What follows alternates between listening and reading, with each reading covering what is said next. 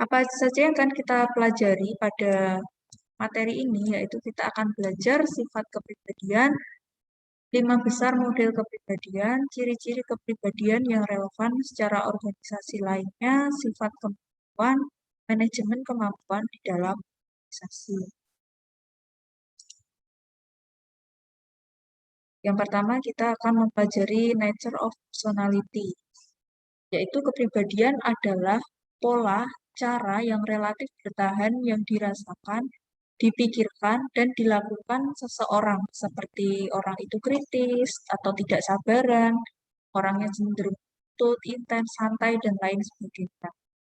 Kepribadian merupakan faktor penting dalam menjelaskan mengapa karyawan bertindak seperti yang mereka lakukan dalam organisasi dan mengapa mereka memiliki sikap yang menguntungkan atau tidak menguntungkan terhadap pekerjaan dan organisasi. Jadi kepribadian yang dimiliki tiap orang dalam organisasi itu akan sangat berpengaruh pada jalannya organisasi itu sendiri.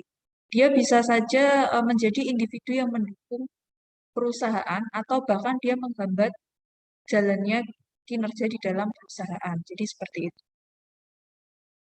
Nah, personality ini dibentuk dari 2 tahap, yaitu nature dan nurture. Di mana kalau nature ini biological heritage, jadi sifatnya adalah warisan biologis, sudah bawaan sejak lahir. Sedangkan kalau dari nurture, ini adalah life experience atau pengalaman hidup. Seperti itu. Kepribadian ditentukan oleh nature and nurture. Alamiah adalah warisan biologi, susunan genetik, sedangkan nurture atau pengasuhan adalah pengalaman hidup. Ada nggak di sini yang bisa menceritakan pengalaman hidupnya yang membentuk kepribadiannya sampai teman-teman tuh besar sekarang?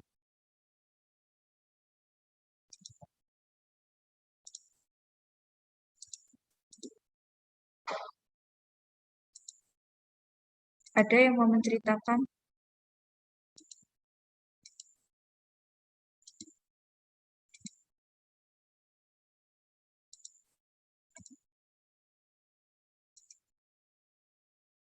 Nggak ada.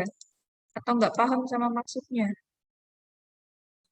Mungkin kurang paham, Bu. Kurang paham. Oke, jadi personality atau kepribadian seseorang itu ditentukan dari 2 aspek, yaitu dari nature atau secara alamiah, yaitu diperoleh dari warisan biologis atau sifat dari orang tua kita dulu. Dan yang satunya adalah nurture. Oh, ini ada Mas Novan. Oke. Nah, kalau nurture ini dibentuk dari pengalaman hidup. Jadi bukan sifat bawaan dari kecil atau hidup. Oke, Mas Novan mungkin bisa menceritakan pengalaman hidup apa yang membentuk karakter Mas Novan sampai besar ini.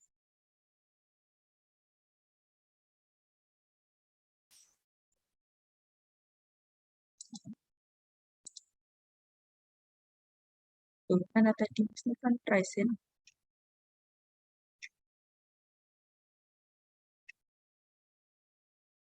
Mohon maaf Bu, tadi pencet soalnya mau ganti nama tapi kepencet Raisen.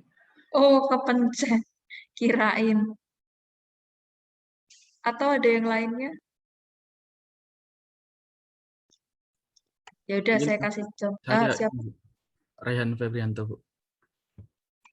Mas Raihan. Ya, mungkin kalau saya dominannya di nurture, Bu. Kalau nature mungkin perbandingannya sekitar 40/60, Bu. Kayak gitu, Bu. Oh gitu. Terus ada nggak sih pengalaman hidup yang membentuk karakter Mas Raihan sampai sekarang gitu? Ya, kalau membentuk karakter saya pastinya tentu ada, Bu. Kayak dari eh, pengalaman ketika waktu sekolah, kan di sekolah itu saya mengikuti banyak organisasi dari SMP sampai hingga kuliah pun saya mengikuti banyak organisasi. Jadi di nurture-nya saya itu terbentuk gitu, Bu, dari ikut pelatihan untuk kedisiplinan ataupun Oke, bagus. pelatihan-pelatihan apapun penyuluhan tentang gitu, Bu. Jadi perbandingannya natur sama nurture-nya 40/60 gitu, Bu. Oke, bagus. Nah, contohnya seperti itu. Jadi pengalaman-pengalaman hidup itu juga bisa membentuk kepribadian kita yang nantinya akan terus terbawa. Nah, seperti tadi Mas Raihan ikut organisasi. Nah, di situ kan dibentuk, diatur, ada aturan-aturan. Nah, itu yang akan membentuk kedisiplinan. Seperti itu, punya pribadi yang disiplin. Nah, saya pun demikian. Saya itu waktu kecil gitu ya, dari SD bahkan, ibu saya tuh nggak pernah bangunin anak-anaknya buat bangun sekolah gitu, nggak pernah.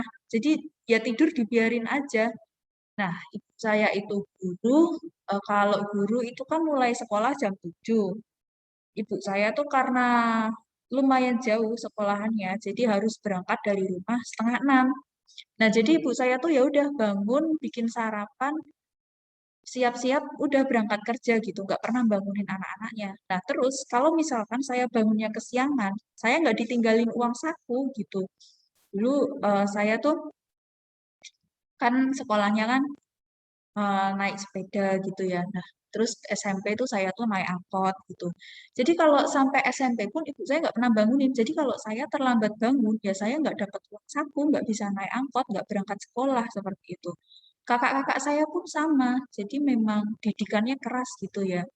Jadi harus dibiasakan dengan sendirinya bangun pagi. Nah, itu terbawa sampai saya sekarang ini, sampai tua gitu. Saya nggak bisa bangun siang. Saya selalu bangun itu maksimal jam setengah 6 pagi. Nah, itu udah menurut saya siang banget tuh jam setengah gitu. Terus saya juga jadi terbiasa nggak pernah mandi siang. Jadi saya itu selalu terbiasa mandinya pagi. Nah, itulah eh, pengasuhan atau didikan di dalam keluarga itu bisa membentuk personality atau kepribadian seseorang seperti itu.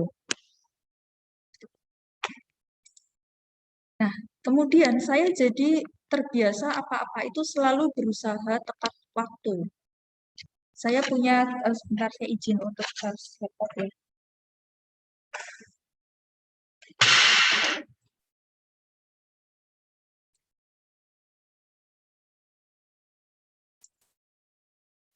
Nah, kemudian saya juga punya pengalaman di mana saya itu sama cowok saya kan mau pergi gitu, mau nonton ceritanya.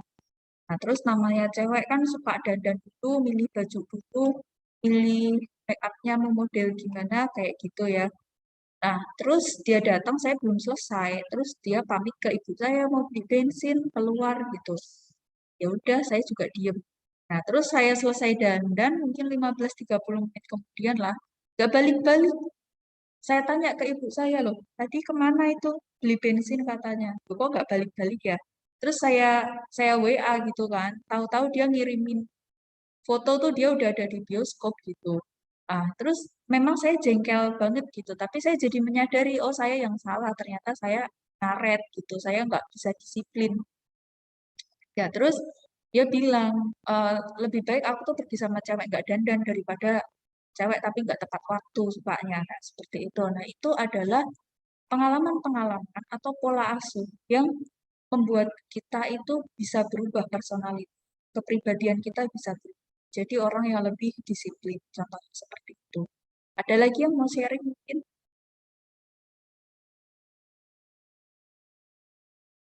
Nggak ada. Oke, saya lanjutkan ya.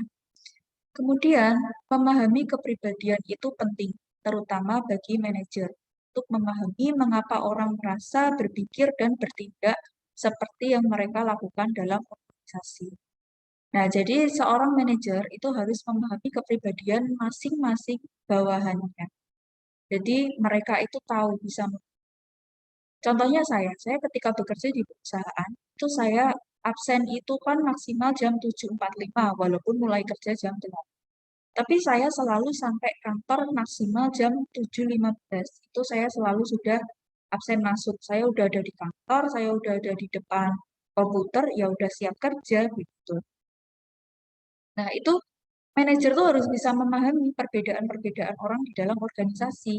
Kalau orangnya rajin, tentu akan dipertimbangkan untuk memiliki posisi atau untuk dipromosikan ke depannya. Tapi kalau dilihat orangnya males, ya jangan dipilih seperti itu. Kemudian, misalnya menyadari bahwa seorang karyawan banyak dan sering marah karena kepribadiannya akan membantu manajer menghadapi karyawan jenis ini. Kalau manajer itu menyadari karakter atau personality kepribadian dari seorang bawahan, manajer ini akan lebih mudah untuk menghadapi karyawan yang seperti itu. Mungkin untuk karyawan yang banyak ngeluh sama kerjaan, terus mudah marah, nah, manajer ini harus lebih dekat dengan dia supaya bisa di-coaching. Terus manajer tuh bisa menggali, kenapa sih kamu kepribadiannya seperti ini? Apakah memang bawaan atau karena kamu lagi ada masalah? Misalkan kalau itu memang bawaan dan itu tidak bisa dirubah, nah itu harus dipertimbangkan untuk di-cut off atau tidak diperpanjang kontraknya atau tidak dipromosikan dalam perusahaan tersebut. Karena kedepannya akan berpengaruh buruk kepada jalannya manajemen. Seperti itu. Dulu itu teman-teman ini angkatan 2020 ya, saya nggak tahu sih, saya kan 2020 belum masuk sini ya. Saya nggak tahu teman-teman pernah ketemu dosen ini atau enggak. Jadi ceritanya di sini tuh ada dosen yang dulu tuh bagus sebenarnya, cuma karena personalitinya itu dia temperamen, terus punya hubungan yang kurang baik sama sesama dosen, akhirnya dia di cut off, tidak diperpanjang. Nah, itu memang harus menjadi pertimbangan-pertimbangan di dalam organisasi terkait kepribadian para karyawan seperti itu. Jadi kepribadian tidak bisa dianggap hal yang sepele di dalam organisasi. Organisasi tidak bisa terus-terusan memaklumi kepribadian seseorang yang itu tidak menjalannya organisasi.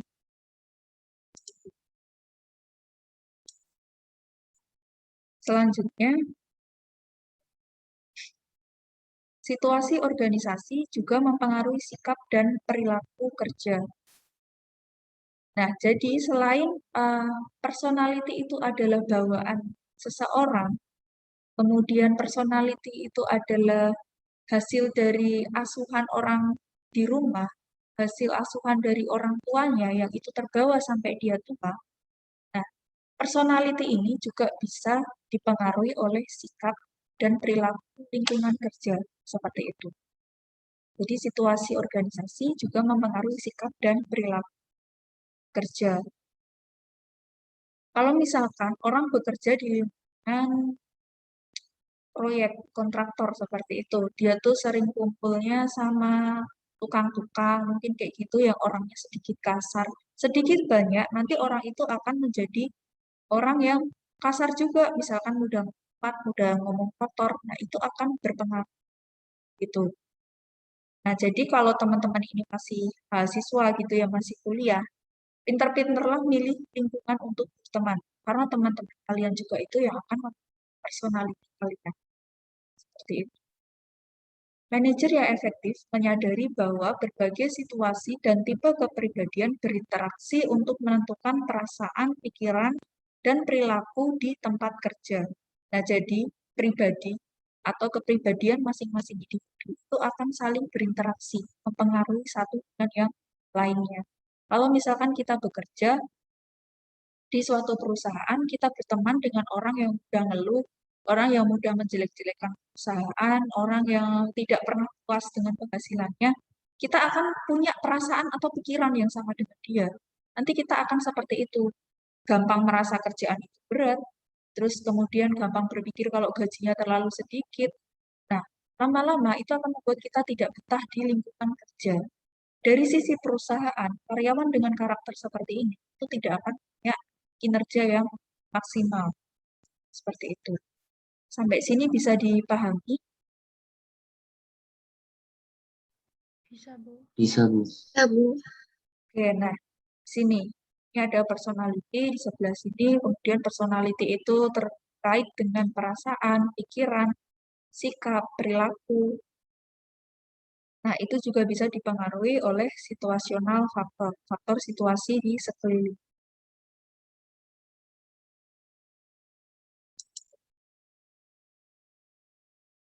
Pemahaman tentang kepribadian karyawan dan situasi di mana mereka melakukan yang terbaik memungkinkan seorang manajer untuk membantu karyawan bekerja pada tingkat tinggi dan merasa senang dengan pekerjaan yang mereka lakukan. Jadi kalau seorang manajer bisa memahami bahwa bawahannya itu memiliki kepribadian yang baik, kemudian memiliki etos kerja yang tinggi, disiplin yang tinggi. Nah, manajer ini seharusnya bisa memilih dia untuk dikader, mempromosikan, dia mulai diajari pekerjaan-pekerjaan manajer itu seperti apa, diikutkan training. Nah, sehingga kinerja dari karyawan ini nanti akan meningkat dan perusahaan diuntungkan dengan mendapat orang-orang dengan karakter atau kepribadian yang baik yang nantinya akan mendukung jalannya organisasi. Selanjutnya, ketika karyawan di semua tingkatan dalam suatu organisasi memahami bagaimana kepribadian dan situasi berinteraksi, hubungan kerja yang baik dan efektivitas organisasi akan meningkat. Jadi karyawan di semua tingkatan itu seharusnya mereka itu saling paham kepribadian satu sama lain. Ya maksudnya seperti tadi, kalau misal saya paham dengan kepribadian teman saya yang sebenarnya nggak bagus, saya lebih memilih untuk tidak sama dia. Kemudian ketika saya punya teman baik, terus kepribadiannya itu sebenarnya baik, tapi dia punya beberapa kepribadian buruk, selama itu masih ditoleransi, ya saya masih nggak apa-apa berteman dengan dia seperti itu. Atau saya bisa menasihati dia untuk merubah perilakunya agar lebih baik. Nah, seperti itu. Jadi penting sekali untuk kita memahami kepribadian satu sama lain, manajer ke bawahan, atau sebaliknya, bawahan ke manajer.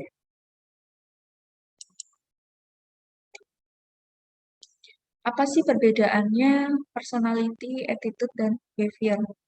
Jadi kalau personality atau kepribadian itu merupakan kombinasi dari karakteristik atau kualitas seperti seperangkat perilaku, kognisi, dan pola emosional yang membentuk karakter khas individu. Nah, jadi kepribadian ini setiap orang mempunyai karakter khas masing-masing. Ada orangnya yang kepribadiannya disiplin, ada yang enggak, ada yang kepribadiannya itu punya karakter yang kuat, ada yang orangnya itu kepribadiannya karakternya lemah, ada yang kepribadiannya bagus, ada yang kepribadiannya seperti itu.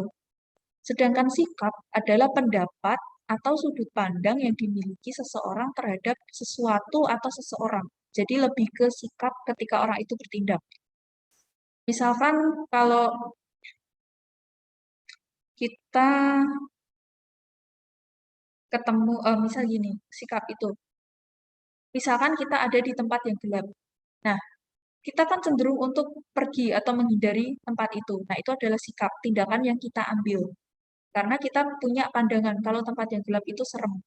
Tempat yang gelap itu kita nggak bisa lihat apa-apa. Jangan-jangan kita nanti tersandung, jangan-jangan jatuh. Seperti itu singkatnya kalau sikap.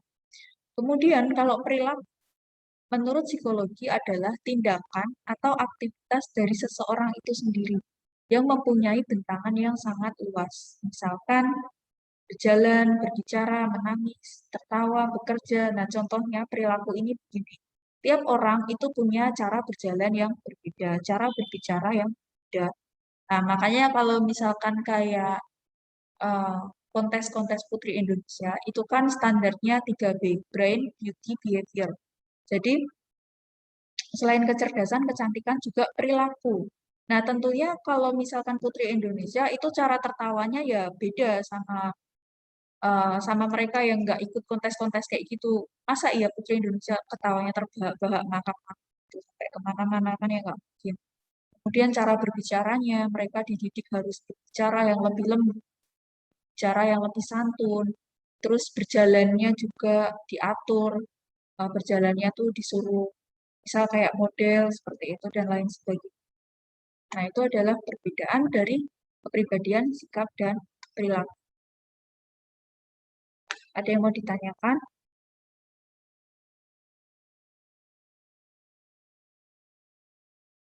Ada yang lanjut.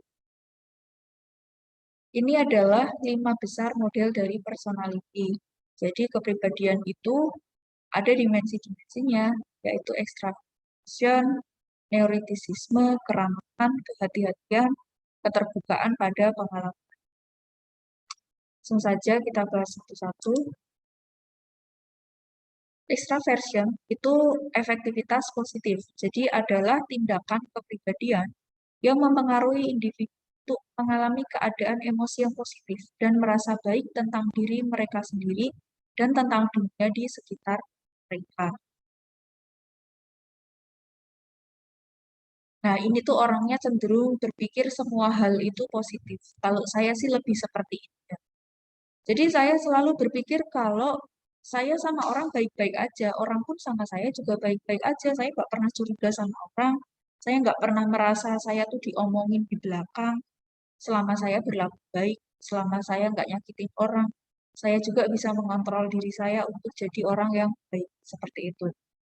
Berbeda dengan ekstraversi. Neuroticisme atau afektivitas negatif yang mencerminkan kecenderungan orang untuk mengalami keadaan emosi yang negatif. Mereka tertekan dan umumnya memandang diri mereka sendiri dan dunia di sekitar mereka secara negatif. Jadi dia selalu negative thinking. Nah, gampangnya seperti itu sebutannya. Dia selalu berpikir kalau orang lain itu ke dia itu buruk. Kemudian dia itu merasa tertekan dengan orang-orang di sekitarnya, merasa orang-orang di sekitarnya itu nggak perhatian, merasa orang-orang di sekitarnya itu jahat. Misal nggak diperhatikan dikit aja dia baper. Karena kadang orang nggak diperhatikan, itu bisa jadi orang lain itu sih seperti itu. Ya, kegiatan sendiri, jadi ya nggak bisa harus memperhatikan satu itu. Di kantor pun juga sama, di sebuah perusahaan juga sama. Tidak selalu atasan itu kadang peduli dengan bawahan, karena atasan pun punya pekerjaan yang membuat mereka sibuk. Nah, orang dengan neuroticisme ini punya personality yang seperti ini, dia cenderung mudah berpikir negatif. Seperti itu.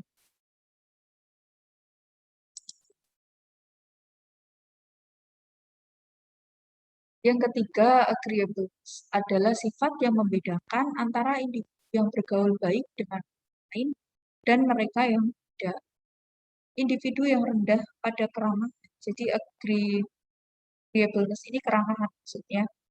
Individu yang rendah pada keramahan adalah antagonis, tidak percaya, tidak simpatik, tidak kooperatif, dan besar. Nah, memang ada orang-orang dengan karakteristik seperti ini. Jadi di dalam perusahaan pun tuh nggak bisa, walaupun udah lewat seleksi, udah lewat interview, itu tetap aja nggak bisa orang-orang sama. Pasti ada orang-orang yang personalitinya itu berbeda. Nah, seperti ini itu adalah personality bawaan sejak dia lahir. Kemudian, ukuran keramahan yang rendah mungkin menjadi keuntungan dalam pekerjaan yang mengharuskan seseorang untuk menjadi agak antagonis seperti pengumpul tagihan. Nah, tidak selamanya orang yang agreeableness-nya ini rendah atau keramahannya rendah itu buruk seperti itu. Justru ada pekerjaan-pekerjaan yang membutuhkan orang dengan karakteristik seperti ini. Karena saya dulu bekerja di bank dan saya itu ada di personal loan atau kredit personal, khususnya kredit card. Jadi saya di card center gitu ya. Jadi di ruangan saya itu ada banyak sekali, ada bagian card processing, itu yang memproses kartu kredit, mulai dari menginput data, mulai dari menilai kreditnya, apakah dia bagus, pantas dikasih kredit atau enggak gitu. Kemudian dari namanya tuh usage itu dia yang mempromosikan kartu kredit. Kemudian tugasnya itu mencari merchant itu ya, mana aja nih toko-toko yang mau kerjasama sama kartu kreditnya Bank Mega biar dapat dan lain sebagainya. Nah, kemudian ada juga yang namanya card collection. Jadi bagian collection ini adalah bagian penagihan. Nah, mereka itu kalau kerja tuh sampai teriak-teriak, sampai marah-marah, sampai ngata-ngatain nasabah. Saya yang denger aja jadi nggak tega gitu loh. Ngatain nasabahnya tuh kasar banget. Kere kamu, miskin kamu, lah seperti itu. Tapi orang-orang dengan karakter keramahan yang rendah, menurut mereka biasa aja ngatain orang yang kayak gitu. Seperti itu contohnya.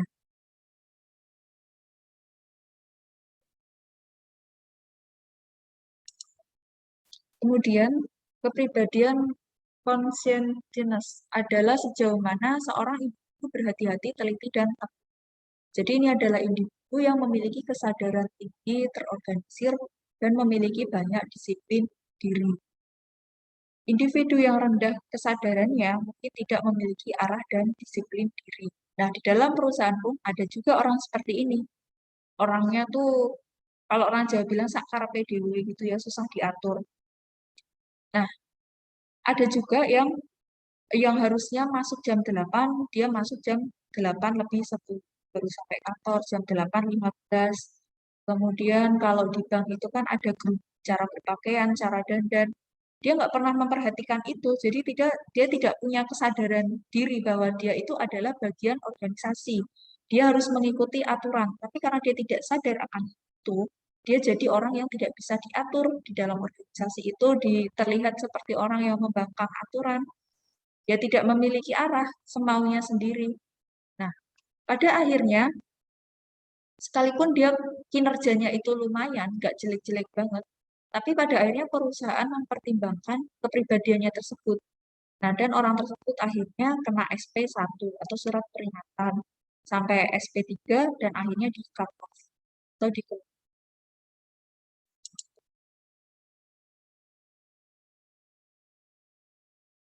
Yang selanjutnya, openness to experience. Nah, ini capture the extent to which an individual is original. Oh, ini bawahnya ada. Ya. Jadi keterbukaan terhadap pengalaman itu ya. Terbuka menangkap sejauh mana individu itu. Terbuka terhadap berbagai macam rangsangan. Memiliki minat yang luas dan bersedia mengambil resiko daripada berpikiran sempit dan berhati-hati. Nah, ini adalah kebalikan dari yang sebelumnya. Jadi kalau yang sebelumnya itu orangnya cenderung kaku mengikuti aturan, tapi itu juga bagus di dalam organisasi ya. Nah, kalau openness ini orangnya cenderung berani mengambil resiko, tapi mungkin juga terlihat kurang berhati-hati. Tapi dia memiliki minat yang luas, dia gampang dimotivasi orang seperti itu. Nah, terus kepribadian seperti apa sih yang relevan secara organisasi? Nah, kepribadian yang relevan secara organisasi biasanya itu seperti ini.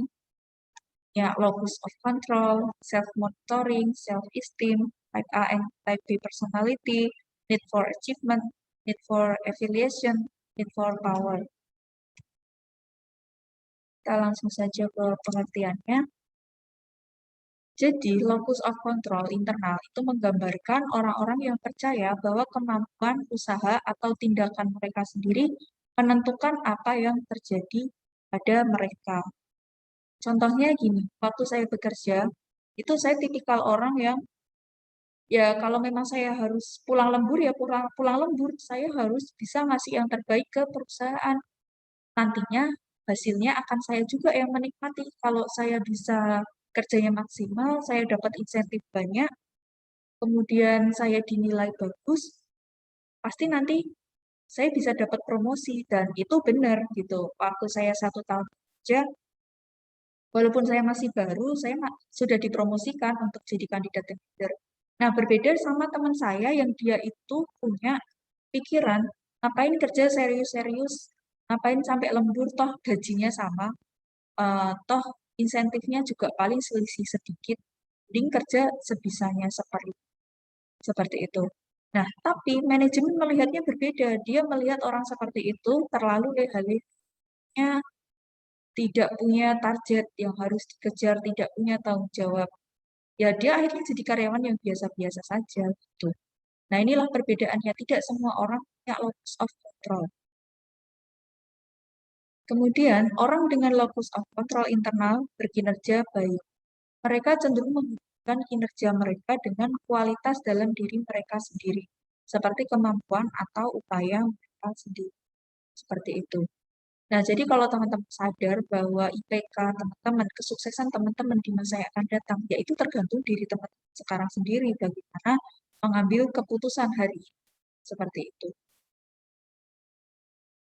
Kalau males-malesan aja ya jangan berharap hasilnya maksimal. Kemudian selain locus kontrol internal, ada juga locus kontrol eksternal, yaitu menggambarkan orang-orang yang percaya bahwa nasib, keberuntungan, atau kekuatan luar bertanggung jawab atas apa yang terjadi pada mereka. Nah, jadi ada orang yang berpikiran, Alah kamu kalau dapat promosi itu kan ya karena kamu beruntung aja gitu. Karena kamu baik aja sama atasan. Nah, ada orang-orang yang berpikir seperti itu. Kemudian bisa juga kalau orang beruntung, itu ya berarti memang nasibnya dia baik. Saya pun juga percaya itu gitu. Kalau misalkan orang beruntung, itu sudah ditentukan sama Tuhan gitu. Orang hidupnya enak itu sudah nasibnya dia. Nah, tapi kita tidak hanya bisa punya pandangan bahwa eh, kita beruntung, terus kita punya hidup yang baik, itu cuma dari keberuntungan aja, dari pemberian Tuhan aja, tapi kita juga harus mengusahakannya. Nah, jadi locus of control internal dan eksternal itu seharusnya seimbang. Kita tidak bisa hanya percaya dengan eksternal atau tidak bisa hanya mengandalkan internal. Kalau semuanya itu tergantung diri kita sendiri. Seperti itu. Orang-orang dengan locus of control eksternal berkinerja baik. Mereka cenderung mengaitkan kinerja mereka dengan kekuatan eksternal, seperti kepentingan, efek dari orang-orang yang berkuasa, atau hanya kata bahwa tugas itu mudah. Nah, jadi ada yang berpikir juga, dia bisa ngerjain bahwa tugasnya mudah, bukan karena dia pinter, gitu. Padahal sebenarnya orang itu ya belajar juga, gitu. Dalam organisasi, internal lebih mudah dimotivasi daripada eksternal. Jadi kalau internal itu karena dia menyadari keberhasilan itu datangnya dari dirinya sendiri, dari kerja kerja kerasnya sendiri, dia itu lebih mudah dimotivasi. Tapi misalkan dimotivasi gini, kamu mau dapat insentif segini nggak? Kamu kerja keras dong. Nah dia mau, oh ya, benar, kalau aku udah kerja keras, aku pasti mencapai target insentifku sekian. Nah seperti itu. Tapi kalau orang yang hanya berpandangan pada locus of control-nya itu eksternal, dia mau dimotivasi kayak apa tuh nggak bisa. Susah gitu, bukan nggak bisa, susah. Karena dia berpikir, alah ngapain kerja keras, itu tuh faktor bejo aja, itu tuh faktor kebutuhan aja, itu tergantung kerjaannya mudah atau enggak. Saya kerja keras pun kalau saya nggak untung, ya ngapain, nggak sukses juga. Nah, seperti itu. Jadi mereka punya dua pandangan yang beda. Sampai sini bisa dipahami. Kalau masih bingung, bilang aja ya.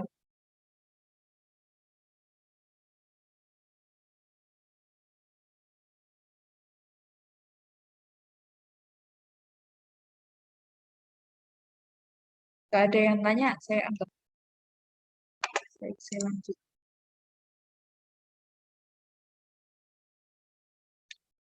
Kemudian tadi self-monitoring atau pemantauan diri adalah sejauh mana orang coba untuk kontrol cara mereka menampilkan diri kepada orang lain.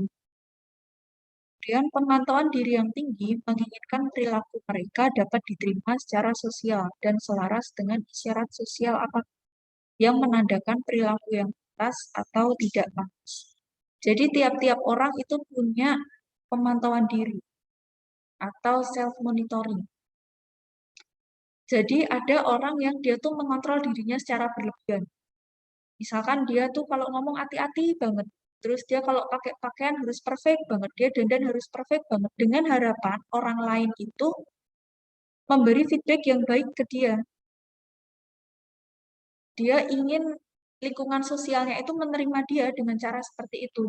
Padahal belum tentu lingkungan sosial itu menerima dia hanya karena penampilannya itu perfect, terus cara bicaranya itu perfect. Nah, kadang orang-orang seperti ini itu cenderung mudah kecewa karena dia sudah berusaha semaksimal mungkin berperilaku baik, berbicara yang baik, punya penampilan yang perfect, tapi ternyata di sosial itu dia tidak diterima.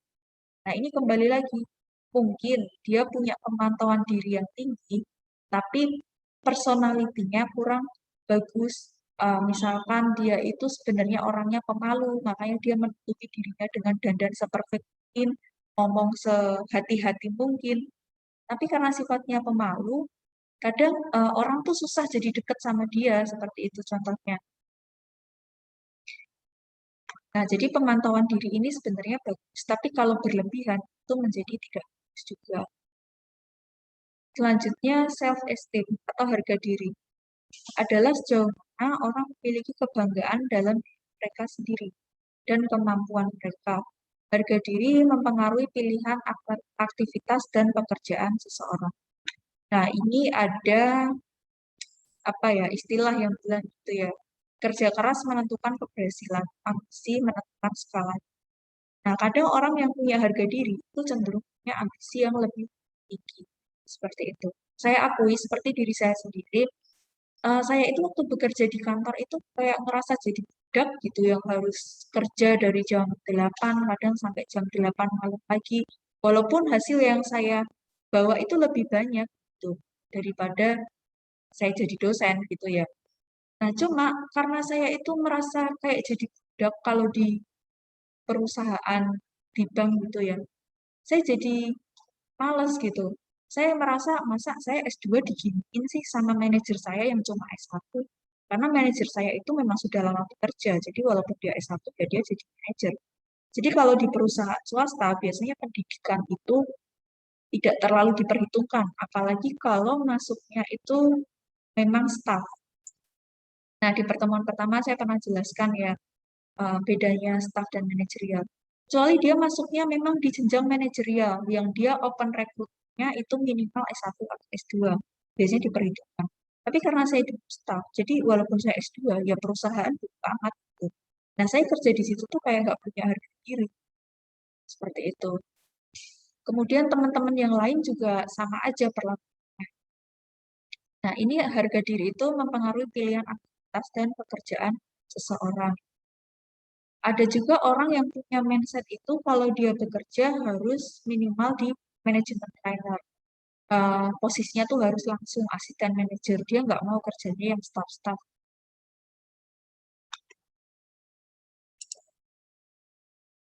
Nah, selanjutnya tadi ada kepribadian tipe A dan kepribadian tipe B.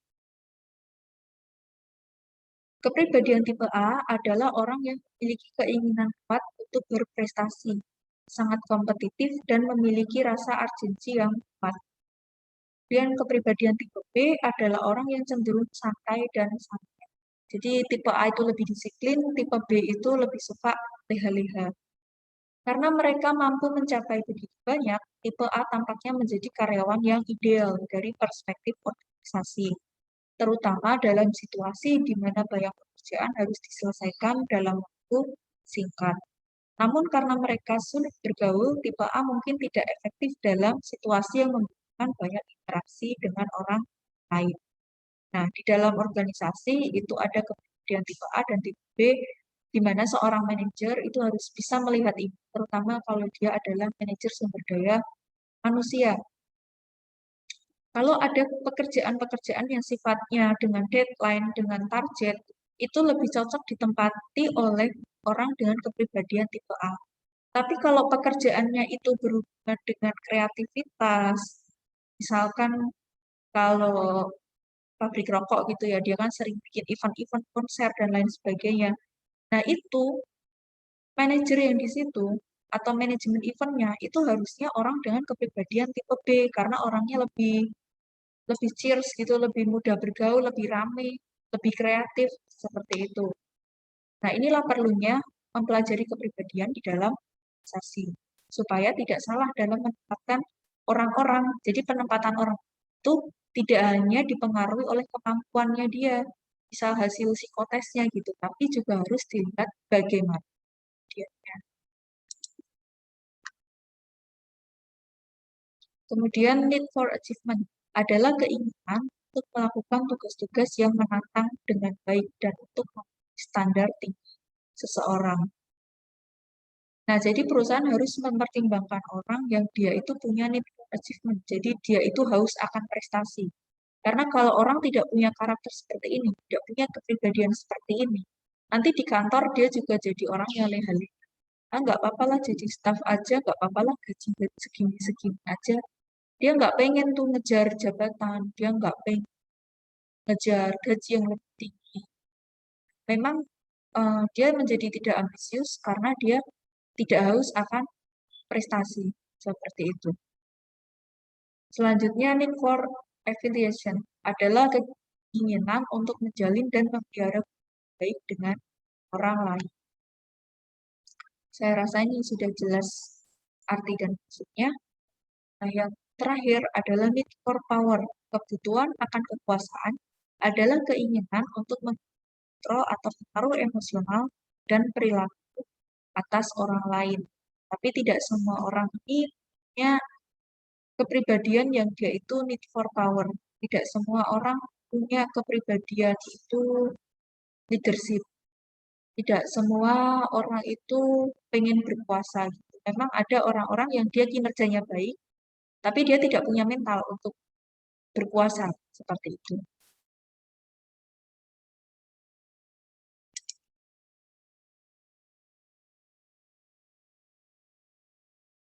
Selanjutnya adalah kemampuan alamiah atau nature of ability. Ini bagannya seperti ini.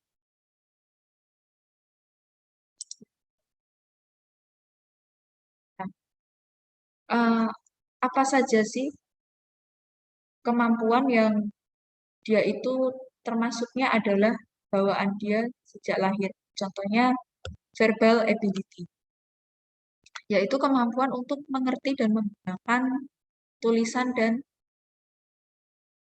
bahasa atau mengucapkan bahasa. Nah, itu lebih cocok kalau dia itu bekerjanya sebagai komedian, guru, orang hukum, atau penulis. Karena dia itu pandai merangkai kata-kata seperti itu, bikin lelucon misalkan. Dia orang-orang hukum yang dia itu harus, misalnya notaris, dia harus bikin surat perjanjian, dia harus paham bagaimana membuat kalimat-kalimat yang resmi, seperti itu. Kemudian numerical ability, yaitu kemampuan untuk memecahkan masalah dengan matematis. Contohnya waiters, kemudian investment bankers. Nah, karena dia itu kalau misalkan seorang investor itu kan berkaitannya dengan uang, jadi dia harus kuat di matematisnya. Kemudian orang teknik, engineers, accounting, seperti itu. Yang ketiga adalah reasoning ability. Nah, ini adalah kemampuan menemukan solusi untuk masalah, memahami prinsip mana masalah yang berbeda dapat dipecahkan. Contoh pekerjaannya adalah terapis, interior design, mekanik mobil, kemudian komputer software engineering, komputer software designer, seperti itu. Yang selanjutnya adalah deductive ability, yaitu kemampuan mencapai kesimpulan yang tepat dari serangkaian pengamatan. Biasanya adalah medical researcher, detektif, scientist, investigative reporter. Contohnya kalau detektif itu kan dia ada beberapa kasus, ada satu kasus yang dia itu melibatkan beberapa orang, beberapa kejadian. Nah, itu dia harus bisa mengobservasi. Misal kasusnya pembunuhan. Itu dia harus melihat sidik jarinya dicek. Kemudian di lokasi terjadinya itu barang bukti yang ditemukan apa aja. Nah, seperti itu. Nah, kemudian dia mengobservasi dan menyimpulkan, oh ternyata kejadian pembunuhannya itu berarti seperti ini. Misal pembunuhnya datang pagi, terus kemudian terjadi cekcok dan lain sebagainya. Nah, itu adalah orang-orang yang punya deductive ability. Selanjutnya, ability to see relationship, yaitu kemampuan bagaimana melihat dua hal itu saling berkaitan satu sama lain, kemudian mengaplikasikan pengetahuan untuk menghubungkan dan mengambil solusi. Contohnya antropologis, travel agent, konsultan, wedding planners. Jadi ini pekerjaan-pekerjaan yang berkaitan dengan beberapa pekerjaan lainnya, tuh, yang saling berkaitan. Contohnya gampangnya gini, travel agent, saya contohkan di Traveloka. Nah, pembuat aplikasi Traveloka ini dia bisa memahami kalau seorang wisatawan, seorang turis itu biasanya terkaitnya sama satu hotel, tempat wisata. Nah, dia bisa menghubungkan itu. Jadi di aplikasi kita itu harus dibuat tempat wisata, rekomendasi tempat wisata, kemudian rekomendasi-rekomendasi hotel, rekomendasi-rekomendasi makanan. Nah, jadi teman-teman kalau lihat di aplikasi Traveloka kan seperti itu. Ada transportasi, ada hotel, ada Traveloka Eats, kemudian ada Traveloka Attraction, di mana di situ ada referensi-referensi pertunjukan, tempat wisata, dan lain sebagainya. Kemudian ability to remember, jadi kemampuan untuk mengingat hal-hal yang simple atau kompleks. Jadi pekerjaannya biasanya adalah translator, salespeople, manager, dan researcher. Nah, seperti dosen itu kan termasuk juga researcher, jadi dia harus bisa mengingat banyak hal terkait dengan statement or sentence. Misal statement itu maksudnya adalah teori-teori dari penelitiannya si A, penelitiannya si B, seperti itu. Jadi harus banyak belajar baca buku, membaca jurnal. Nah, dari situ nanti harus bisa menyimpulkan, kemudian harus bisa menemukan masalah baru, kemudian harus bisa membuat solusi yang baru. Seperti itu contoh.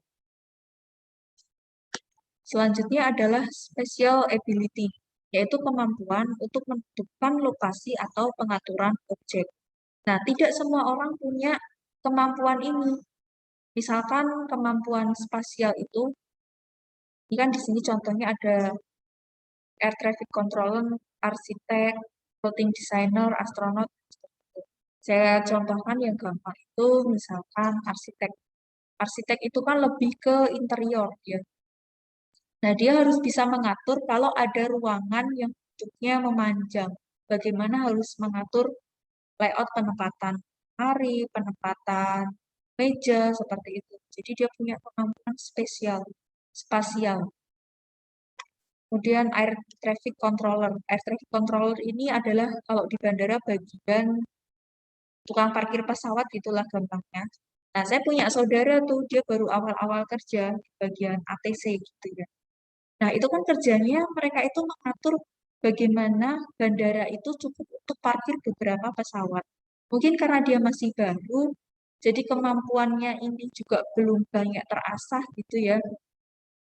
Dia itu salah menempatkan, terus sama manajernya dimarahin. Kamu gimana kalau bikin modelnya kayak gini, memangnya pesawatnya mau ditumpuk, seperti itu. Nah, itu memang sulit, tidak semua orang punya kemampuan spasial. Nah, bahkan kalau kita mau masuk kerja, itu tesnya itu ada banyak sekali. Salah satunya adalah tes kemampuan spasial, seperti itu. Biasanya tesnya itu kita dipertunjukkan berapa gambar, nanti gambar-gambarnya itu kalau diputar jadi apa, kalau dilipat ke sini jadi apa, nah seperti itu. Nah, saya waktu tes seperti itu pun, hasil saya dengan teman saya beda gitu. Itu menandakan bahwa tidak semua orang punya kemampuan spasial yang sama. Kemudian kemampuan perseptual. Jadi, kemampuan perseptual adalah kemampuan untuk mengungkapkan pola visual dan melihat hubungan di dalam dan di seluruh pola. Pekerjaan yang cocok kalau punya kemampuan biasanya adalah profesional fotografer, airline pilots, musik kapten, landscape designer. Nah, jadi kalau misalkan pilot gitu ya, dia harus punya kemampuan perseptual, kemampuan untuk mengungkapkan pola visual, karena mereka itu ketika bekerja, yang mereka baca itu hanya radar, yang bentuknya bulat-bulat itu loh. Nah, mereka hanya baca radar itu, tapi dari situ mereka harus tahu itu artinya apa, dia harus bisa membaca, berarti nanti pesawatnya kemana nih kalau seperti ini, harus ke kanan atau ke kiri, dan tidak semua orang juga punya kemampuan perseptual. Sampai sini bisa dipahami?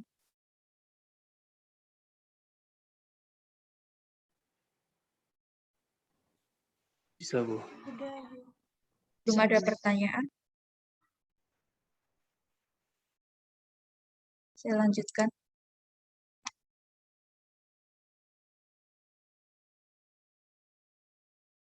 Nah, kemudian ada yang disebut dengan kecerdasan emosional, jenis yang berbeda dari kemampuan. Jadi kecerdasan emosional dan itu berbeda.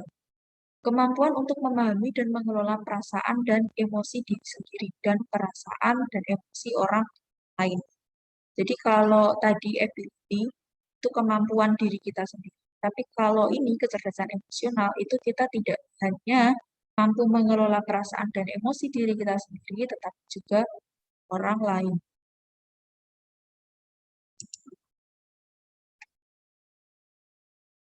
Teori dan penelitian menunjukkan bahwa kecerdasan emosional adalah kemampuan yang sangat penting bagi para pemimpin dan manajer. Kemungkinan mereka untuk memahami dan berhubungan baik dengan orang lain serta memahami diri mereka sendiri. Jadi seorang manajer itu harus memahami diri mereka sendiri. Nah, kalau biasanya sebelum kita masuk kerja ada interview itu pasti ditanya, coba sebutkan apa kelemahan dan kekurangan kamu. Nah, itu tujuannya adalah seberapa jauh kita memahami diri kita sendiri. Karena nggak mungkin orang nggak punya kelebihan dan nggak mungkin orang nggak punya kekurangan.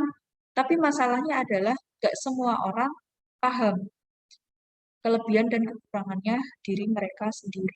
Kalau orang nggak bisa nyebutin itu, berarti dia dianggap tidak bisa memahami diri mereka sendiri. Kalau mereka tidak bisa memahami diri mereka sendiri, bagaimana mereka mau orang lain? Seperti itu. Nah, jadi seperti saya itu tahu, saya itu orangnya emosional kadang. Saya itu terkadang juga temperamen orang. Nah, maka saya itu kadang kalau bergaul sama orang lain, saya itu kurang-kurangin kumpul sama orang yang omongannya ketus gitu. Daripada saya sakit hati, saya jadi emosional, saya jadi temperamen. Nah, kemampuan seperti itulah yang teman-teman itu perlu asah gitu, mengenali diri sendiri. Baru kita bisa mengenali orang lain dan bagaimana kita harus bertindak. Kecerdasan emosional juga membantu para pemimpin dan manajer mempertahankan antusiasme dan kepercayaan dari mereka dan mengkomunikasikan visi kepada pengikut yang akan memberi mereka energi untuk bekerja menuju tujuan organisasi.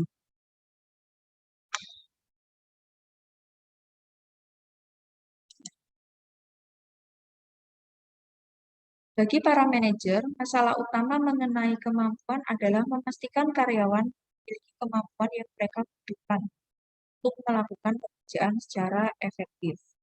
Oh ya, ini kita berbicara tentang management of ability. Jadi bagaimana kita memanajemen kemampuan di dalam organisasi. Ada 3 cara mendasar untuk mengelola kemampuan dalam organisasi, untuk memastikan bahwa kecocokan ini terjadi. Nah, mengelola kemampuan ini bisa kita lakukan dari seleksi, penempatan, dan pelatihan.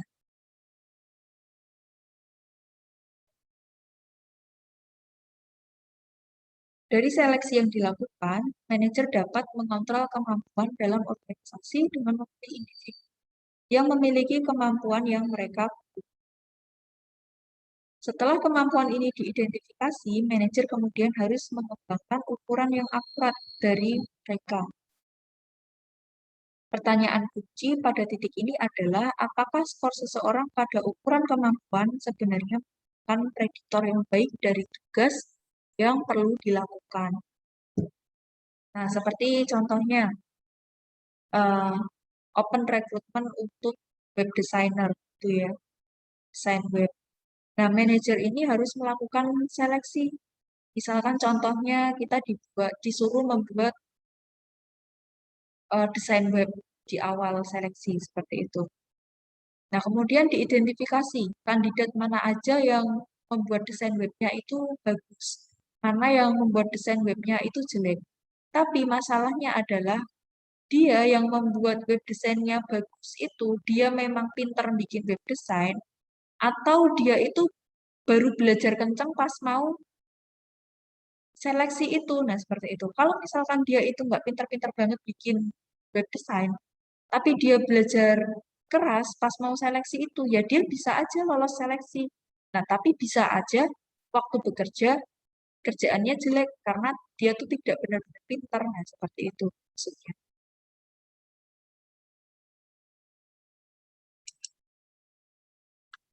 Setelah seleksi, maka dilakukan penempatan. Setelah individu dipilih dan menjadi bagian dari organisasi, manajer harus secara akurat cocokkan setiap karyawan dengan pekerjaan yang akan memanfaatkan kemampuan. Sekali lagi, manajer perlu mengidentifikasi persyaratan kemampuan dari pekerjaan yang akan diisi, dan mereka membutuhkan ukuran akurat dari kemampuannya. Nah, jadi dari seleksi tadi, itu harus benar benar-benar dipilih. Apakah orang ini cocok ditempatkan di perusahaan kita atau tidak. Jadi ketika nanti suatu saat teman-teman itu melamar pekerjaan, terus teman-teman itu sering tertolak, jangan berpikir kalau teman-teman itu teman-teman itu nggak punya kemampuan, jangan seperti itu. Tapi mungkin teman-teman hanya belum cocok atau belum sesuai dengan perusahaan yang terlamar gitu. Karena perusahaan itu benar-benar memilih orang untuk masuk di perusahaannya itu tidak hanya diukur dari hasil tes kemampuan aja, tapi mungkin dari personalitas juga dan lain sebagainya.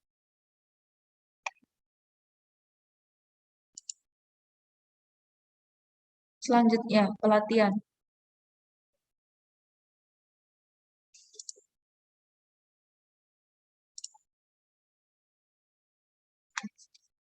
Pelatihan juga dapat digunakan untuk meningkatkan kecerdasan emosional karyawan, karena pelatihan itu sifatnya tidak hanya terkait dengan pengembangan skill untuk pekerjaan yang spesifik. Misalkan pekerjaannya adalah web design. Nah, pelatihan yang dilakukan perusahaan biasanya tidak hanya bagaimana berset web yang baik, tapi kadang ada juga pelatihan-pelatihan yang sifatnya itu meningkatkan kecerdasan emosional.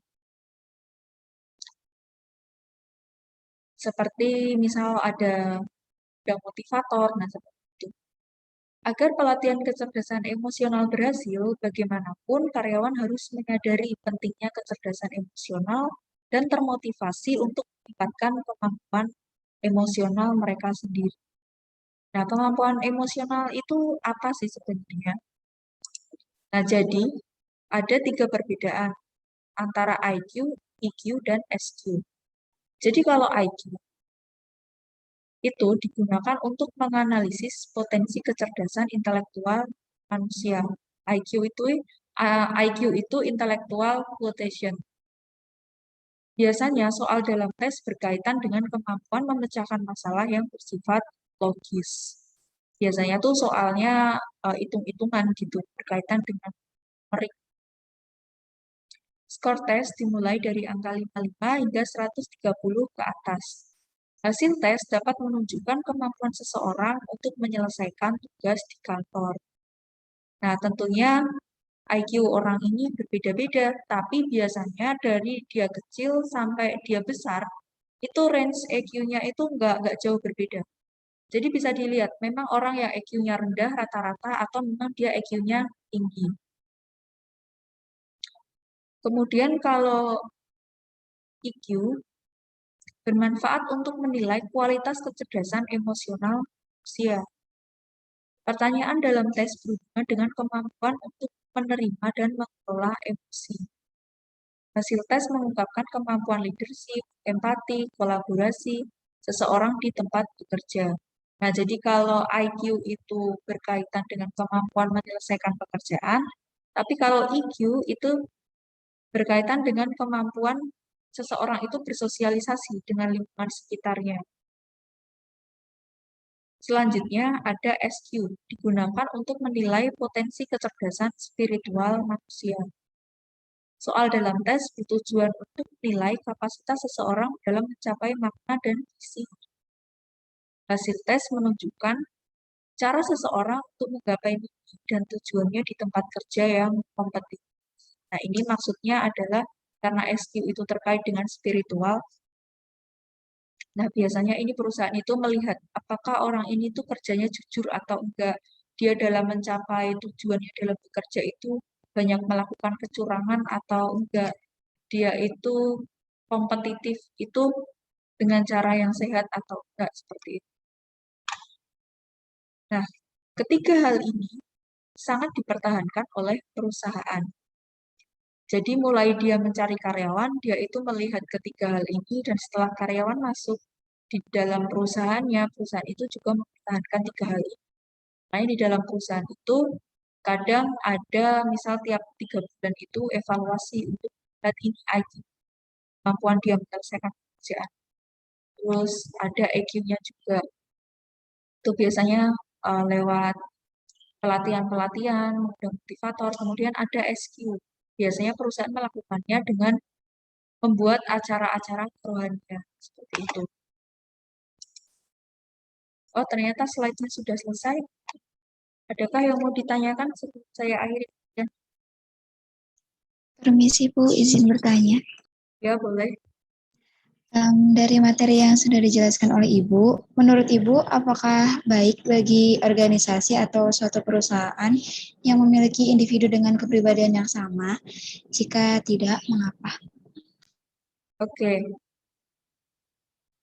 Nah, pertanyaannya, bagus nggak sih perusahaan itu punya karyawan dengan kepribadian yang sama gitu ya? Menurut saya itu nggak bagus gitu.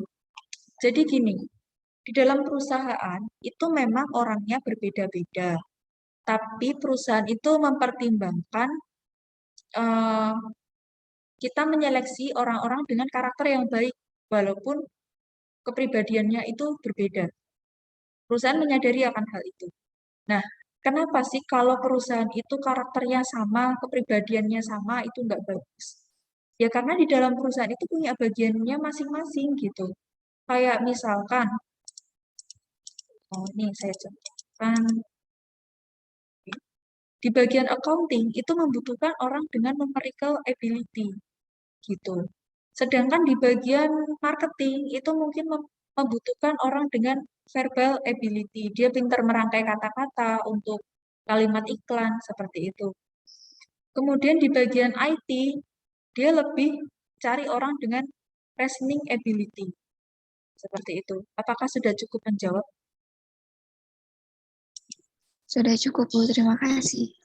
Oke, terima kasih. Pertanyaannya bagus sekali. Dari yang lainnya ada? Saya Bu izin bertanya. Hmm? Bagaimana jika karyawan memiliki dua kepribadian tetapi kinerjanya baik? Apakah bisa dipertahankan atau dilakukan pemutusan kerja, Bu? Terima kasih. Dua kepribadiannya itu contohnya seperti apa? Mungkin kayak kepribadian ganda gitu, Bu. Nah, kepribadian ganda. Misal dia punya kepribadian type A dan type B. Kadang dia menjadi orang yang ingin berprestasi, kadang juga leha-leha. Nah, ini perusahaan harus lihat aja sih, dia lebih kuat di mana, seperti itu. Kalau misalkan dia itu seimbang kepribadian A, dia kerja ya kerja kompetitif, dia punya keinginan berprestasi, dia kerja keras. Tapi ketika dia istirahat, dia libur, kepribadian tipe B-nya muncul, dia leha-leha. Udah nggak mau diganggu, istirahat ya istirahat. Ya sebenarnya masih nggak masalah gitu untuk dipertahankan. Tapi ketika dia punya kepribadian ganda, type A dan type B, tapi lebih kuat di type B, dia istirahat ya istirahat, kerja ya istirahat. Nah, itu kan menyusahkan perusahaan ya. Apalagi kalau kerjanya tim, itu akan menyusahkan di timnya. Seperti menjadi orang penumpang dalam perahu, yang lainnya kerja keras, dia leha-leha. Ya, ini tidak perlu untuk diperpanjang, lebih baik di cut off saja. Tuh. Terima kasih, Bu. Oke, terima kasih pertanyaannya. Ada yang lainnya lagi? Saya Bu. Ya, boleh. Bu tadi di PPT slide pertama itu kan ada tentang orang yang selalu berpikir negatif ke lingkungannya ya Bu ya. Nah itu biasanya tuh dipengaruhi dari apa sih Bu? Terus apakah itu bisa dihilangkan dari kepribadian seseorang itu atau tidak Bu? Oke. Nah, orang dengan kepribadian yang dia itu selalu pikir negatif, itu bisa saja disebabkan karena lingkungan yang membentuk dia sebelumnya. Misalkan dia itu tinggal di keluarga dengan orang tua yang suka melakukan kekerasan, atau dia pernah mengalami bully waktu selama sekolah. Nah, itu akan terbawa sampai dia tua, dia akan berpikir bahwa orang lain itu jahat, orang lain itu tidak baik. Nah, cara menghilangkannya itu sulit sekali karena itu sifatnya sudah kayak traumatis buat dia gitu. Dia cara menghilangkannya itu butuh waktu yang lama sekalipun dia tinggal di lingkungan yang baik gitu ya. Waktu kecil dia dapat trauma. Terus dia pernah dibully juga. Terus dia merasa orang-orang itu jahat. Nah, terus dia udah tua, dia bekerja. Nah, dia itu waktu bekerja akan berpikir terus seperti itu, bahwa orang-orang di sekelilingnya itu nggak baik. Dia akan selalu berpikir orang-orang itu negatif. Nah, ini tergantung ketika di tempat kerja dia punya teman yang baik, dia bisa dekat sekali sama orang itu, dia bisa memahami orang itu, bisa saja sifatnya itu berubah. Dia akan mulai berpikir positif ke orang lain. Ternyata masih ada orang yang baik. Tapi bisa jadi itu juga tidak berpengaruh gitu. Nah, itu tergantung seberapa kuat karakter dia itu selalu berpikir negatif ke orang lain. Seperti itu. Apakah sudah cukup jawab? Jadi dari dirinya sendiri ya Bu ya, yang harus mengkontrol agar tidak berpikir negatif terhadap orang lain, seperti itu. Ya, sebenarnya harus dari diri dia sendiri. Lalu Bu, apakah harus meninggalkan lingkungan tersebut agar dia perlahan untuk menghilangkan rasa itu, Bu? Ya, tidak bisa gitu ya, karena pada dasarnya orang itu kan eh, makhluk sosial ya. Kalau misalkan dia udah bekerja di perusahaan A, ya karena dia nggak bisa bergaul seperti itu, terus dia pindah ke perusahaan B, tapi di perusahaan B dia nggak bisa bergaul juga kan sama aja. Oh, begitu ya, Bu ya. Ya, Berarti jadi dari pergi dari lingkungannya tuh bukan jadi solusi juga seperti itu. Karena di semua tempat kita tetap akan orangnya karakternya berbeda-beda. Oh, begitu. Oke, Bu, terima kasih. Ya, dari yang lainnya mungkin ada.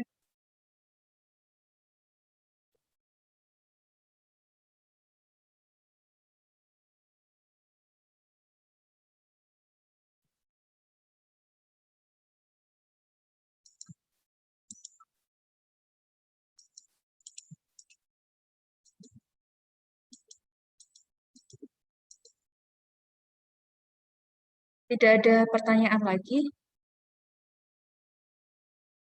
Kalau begitu, kuliah hari ini saya rasa cukup.